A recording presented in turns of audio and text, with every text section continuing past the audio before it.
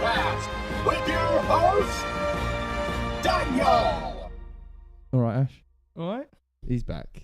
We've got him back again for another week until he disappears for another couple more weeks. But anyway, welcome to Geeky and Chatty podcast. All your things for Marvel, DC, WWE, and everything else in between.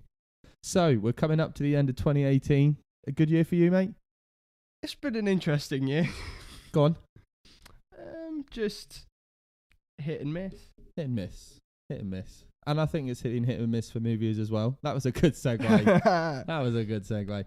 So, as you all know, the title for this one is Best and Worst of 2018. In this episode, we're going to be looking at the best superhero films of 2018 and the worst films of 2018. But also, we're going to have a look at the performances. So this could be actor, actress, director, anything of that. Have you got your list? I've got a list of sorts. See how it goes. Okay. Let's. That doesn't fill me with any confidence at all. I'll be fine. Yeah, I'm sure it will.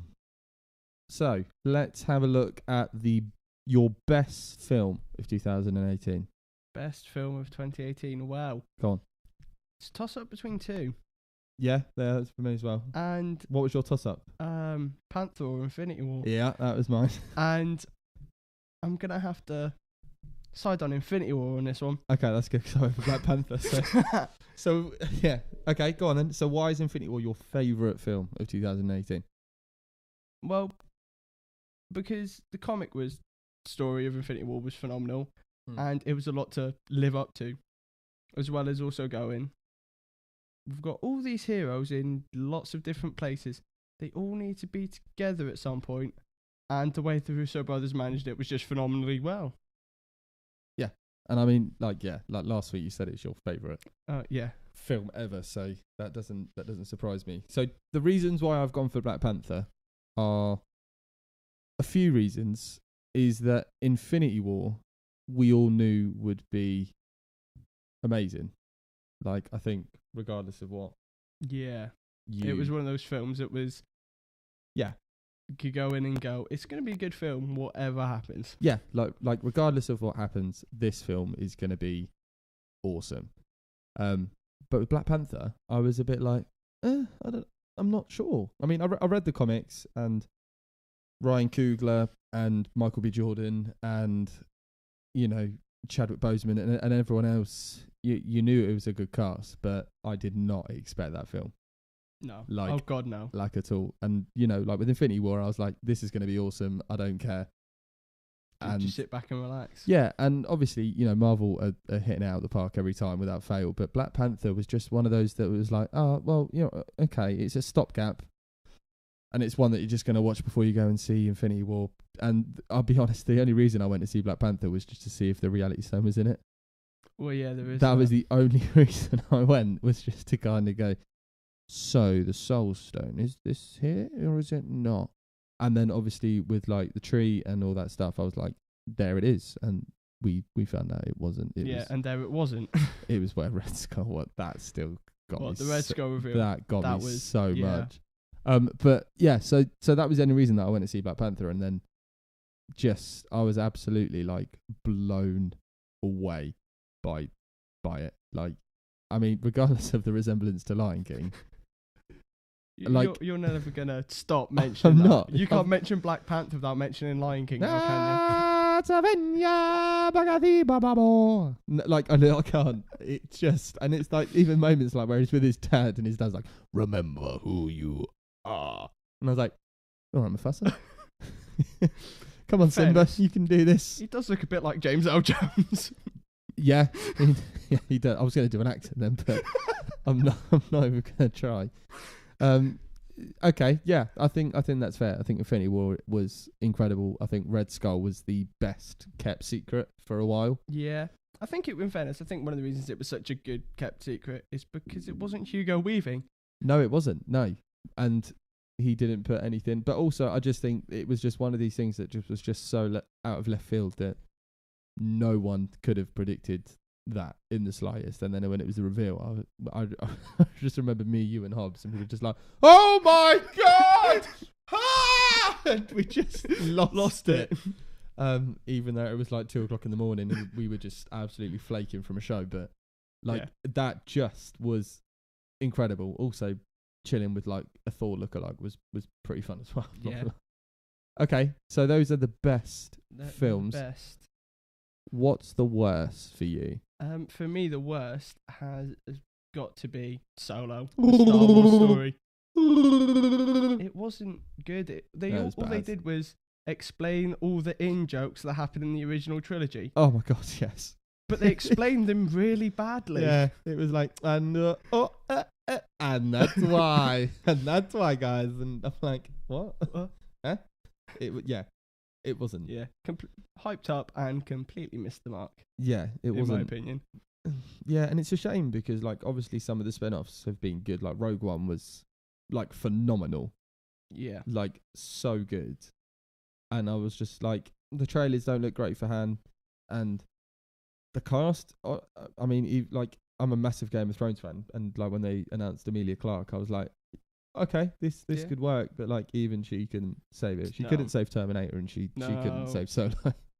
Poor Daenerys. But and the problem with Solo doing so badly is, from what I gather, it means they're delaying all the other prequel stories, which I think could actually have legs. Yeah, Boba one could, potentially. And then there's rumours of a Kenobi one. Ooh. What, would they get Ewan McGregor back? Oh, I hope so. Yeah, he's a... Well, they're not going to be able to get Alec McGuinness back, are they? No, he's kind of dead. I mean, to be fair, they can CG it. Look what they've done with Rogue One. Yeah, that looked brilliant, didn't it? It was better than Superman's top lip. So yeah, I'll give you that. Thank you. That's very a much. fair point. So are we actually both in agreement that Solo wasn't great? Yes, I think we are in agreement for once. I mean, to be fair, like some of the movies this year have been really good. Like even Ant-Man and the Wasp was all right. It's been one of those years where I can't pick, apart from Solo, I can't look back and go, that was an abysmal film. Yeah. Apart from Solo. Yeah, I think that's fair. Okay, so let's go for the best performance this year. Who you got, Ash? Best performance of the year. Performance. Ooh. It's gonna have to be Gone. Chris Hemsworth in Infinity War. I don't know what it, and I know this is sort of considering I said Brolin was the standout. Yeah, but you've kind of completely gone back on what you said last week. That was the thing. He was a standout as the Titan, but then you look at all the. I mean, I know it's of the year, but the journey that Thor's been on, and where he ended Ragnarok going into Infinity War, and the different, because obviously. Yes, Thanos had different emotion levels because obviously with the whole how he got the Soul Stone. But the different highs and lows that Thor went through in the space of our film. With the whole thing with Heimdall and Loki at the start. Oh man, yeah, that's brutal. And then it all sort of looking like it's going to go horribly wrong and then getting Stormbreaker. Yeah. And then it all kicked off.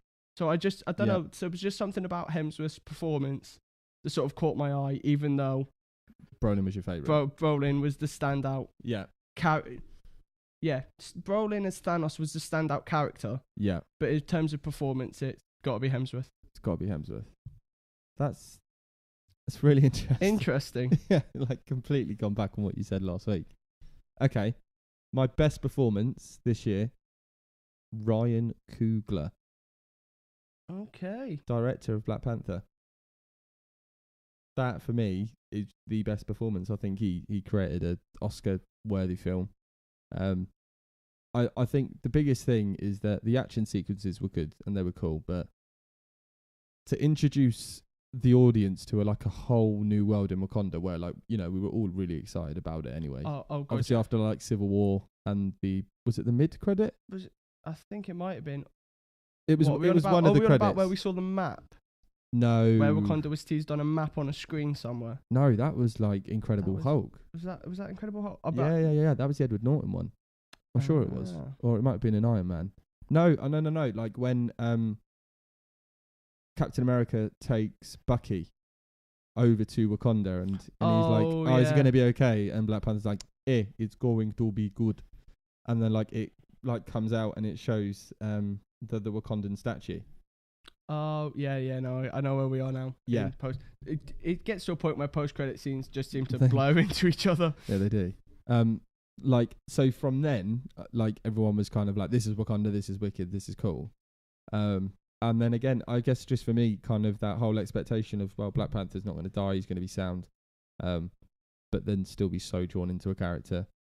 I think so many characters. I think Eric Killmonger, although he wasn't like the best villain in the world, he actually had like a proper story and a proper backstory behind it. And like with his dad dying, and actually when the Wakandan prince came over, and not Wakandan prince, Wakandan king came over and killed him for being a spy. Actually, that was Killmonger as the kid that you saw in like the previous scene. scene. Him as the like, kid, and then so like just that whole thing was just amazing. I think the direction was brilliant. I think the cast was phenomenal, and yeah, you can't doubt what the Russos do. And oh god, no.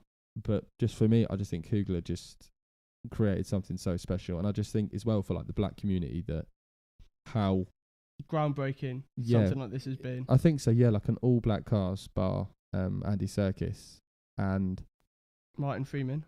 Oh gosh, yeah, I forgot he was in it. Well, yeah, because there was the joke going around at the poor time Hobbit of the Tolkien white guys. Yeah, poor Hobbit. But I just think like for like a community and for them to like embrace their own culture was just incredible. And yeah, for me that was just the absolute standout for me. And there were parts of it that not focused, but the way they told the story focused on African culture, and it just brought it all to the foreground and got people talking about it. Yeah. I just that for me, it was just groundbreaking. I think like the Russos hit it out of the park with Winter Soldier and Civil War, so you knew Infinity was in safe hands. Whereas to bring a director like Ryan Coogler, who is renowned and is brilliant. I mean, Creed's an incredible film, but to kind of incorporate what he wanted to do within the Marvel universe and actually embrace that and celebrate that culture, I just think was incredible. And for me, he's the standout this year. Fair enough. So the worst performance. There's a few to choose from. I mean, I've gone for something completely left wing, but I'm interested to see what you think. You see, I've gone here for, and in anything else, he's been great, but he comes out of our worst film, right? And it's actually Donald Glover as Lando Calrissian. Oh, I wasn't a fan. I wasn't a fan of Donald Glover's Lando, and I just think it fell flat, much like the rest of the film. Yeah, but I mean, I think he done all right. I think with what he had, I think he done. Well, yeah, but that's okay. You say you can be good in a bad film. Yeah. Yeah. You can't if it's as bad as Solo. And Donald Glover was the epitome of that. Because as I've said in the past, even his small role in Homecoming was great, but it's got to be Glover's worst performance in Solo. Man, okay. I've gone for Walton Goggins. You look completely blank at that point. Yeah. Played Sonny Birch. Oh, yeah, I know where we're going now. Go on, what film? Yeah, okay, I don't. Okay. Where are we going with this? He was the criminal in Ant-Man and the Wasp. The really, really annoying one that couldn't act for toffee. Yeah.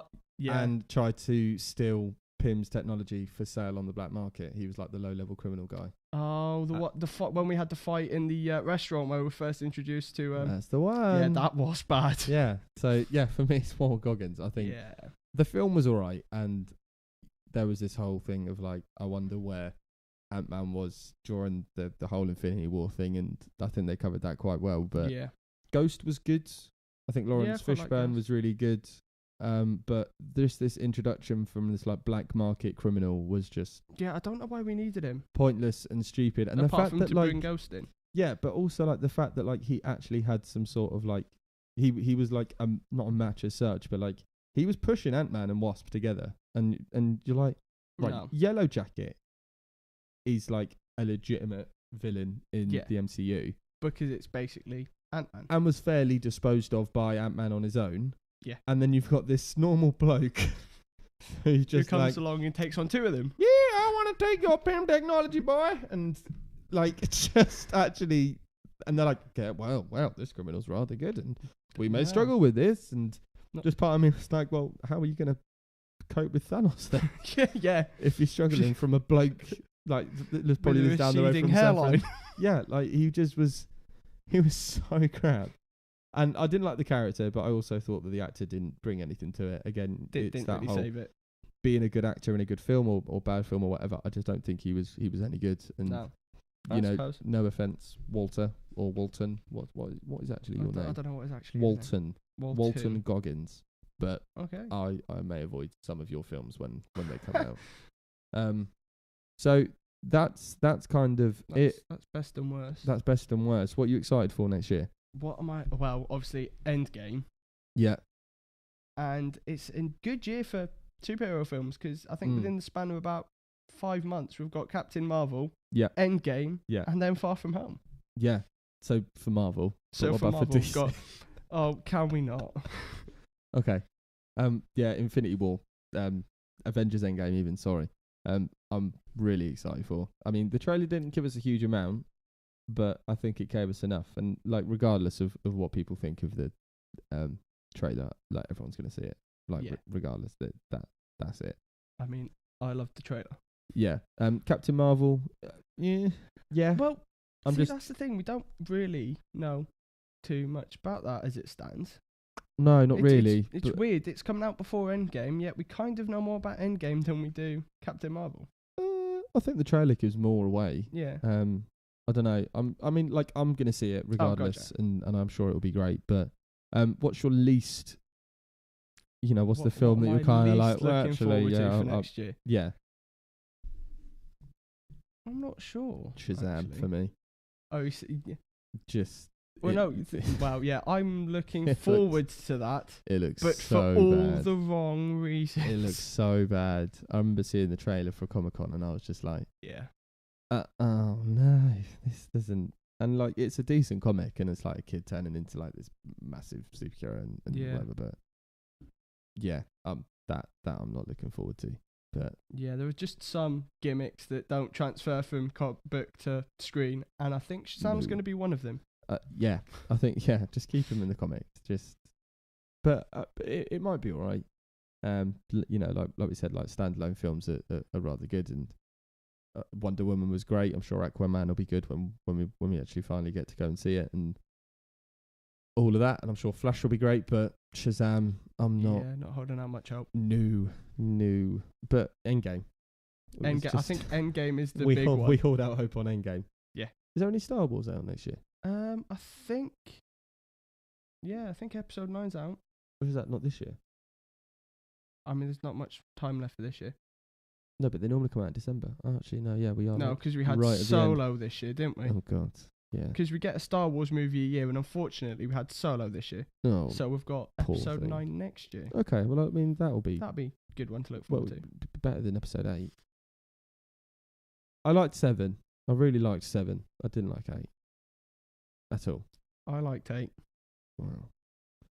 Well, there you go. Apart from the fact when they killed Snoke and you're going, right, where the heck's this going now then? Yeah, especially because Snoke was such like a pivotal part of episode 7, and then it was like, and he's dead. Yeah, okay, cool. 7 credits hit at the end. Yeah. And instantly the theories were abuzz on the internet of who is he? Yeah, exactly. And then they kill him in the episode 8 and we go, well, does it really matter now? Yeah, and Kylo Ren being a crying little emo boy again. He's like, I want to get him. And it's almost reminiscent of a emo-kin. And on that note, have a great new year, guys. As if you've ended it on that.